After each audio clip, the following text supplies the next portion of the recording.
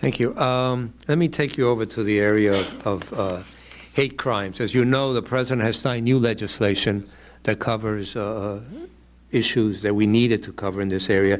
There's also the concern that many of us have about hate crimes directed at immigrants or having to do within the whole immigration issue. And as we get closer, hopefully, to an immigration reform bill, I think there will be more people acting out their anger and their hate and their differences with the immigration community. Also, if this economy doesn't turn around quickly, there'll be more feelings somehow that immigrants are causing problems. So in general, the issue of hate crimes, what can you tell me about the involvement of the FBI? Again, is the Bureau in a situation where it can't do as much as it would want to for whatever reasons, resources, or just focusing in on the war on terror? And lastly, what kind of requests, if any, are you getting from local authorities on issues that they feel they need the FBI involvement? Well, we've augmented our agents and our focus on civil rights in general, of which hate crimes quite obviously is a strong part. As I believe you're aware, we had an initiative looking at the civil rights cases that had been unaddressed for 40 or 50 years. And that initiative we've been involved with for now 2 years, and we've had some very successful prosecutions, even though they're 30 or 40 years after the events themselves took place. But when it comes specifically to hate crimes, we generally back up state and local authorities. They want to handle them. If we do not believe they are being handled appropriately, we in the U.S. Attorney's Office will move in to make certain they are handled appropriately. It is not an overwhelming workload, and we should be available, because if we are not available to do that, nobody is. And so we have not seen, I don't believe, an uptick in hate crimes, although with the new legislation we undoubtedly will see an uptick in the numbers, and we'll have to address those. The other thing that I would say we're pressing on is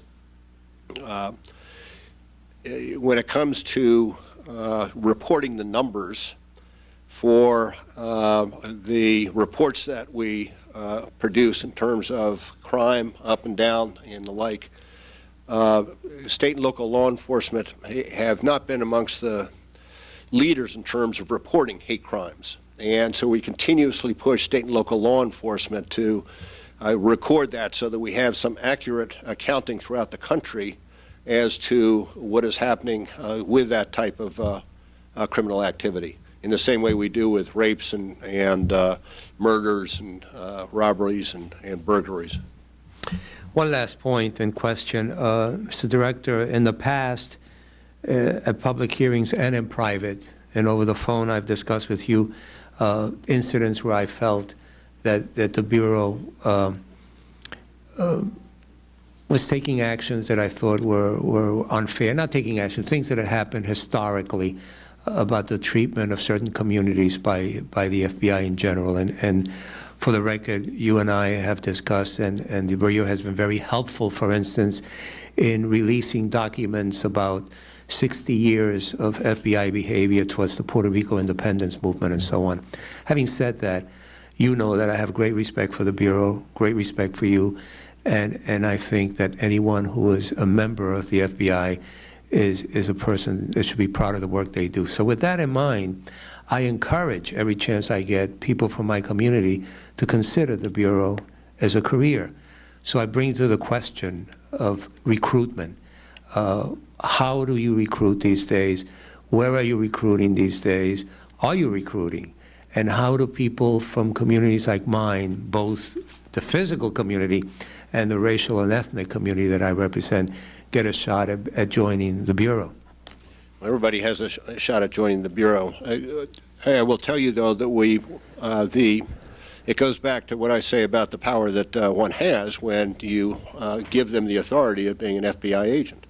And we generally take persons who've had another career beforehand. In other words, the most important criterion in our mind is judgment, maturity, and integrity. in terms of becoming an FBI agent. And consequently, we don't do as well as other agencies who recruit out of college. And it's for the reason that we believe that the Bureau is enhanced by having persons with a number of skills. It can be military, it can be police, it can be a teacher, it can be an accountant, it can be, in this day and age, somebody with regional expertise or languages, but generally they'll be 3 or 4 years out of college when they come to us. We have recruiting drives for particular specialties, but I will tell you, I think last year we had something like 17,000 individuals who sought to become special agents. But that does not mean that we want you to, in any way, reduce your encouragement, your recruiting persons from your community. We need the representation. Mr. Fatah and I are considering our next career at this point. But I'm glad you cleared up. I can give waivers. I'm glad you cleared that up about 3 or 4 years out of college. The way you were saying it, it sounded like the Bureau was going to have a lot of older people for a while. I'm glad you cleared that up. Thank you so much, Mr. Director. Thank you, Mr. Chairman.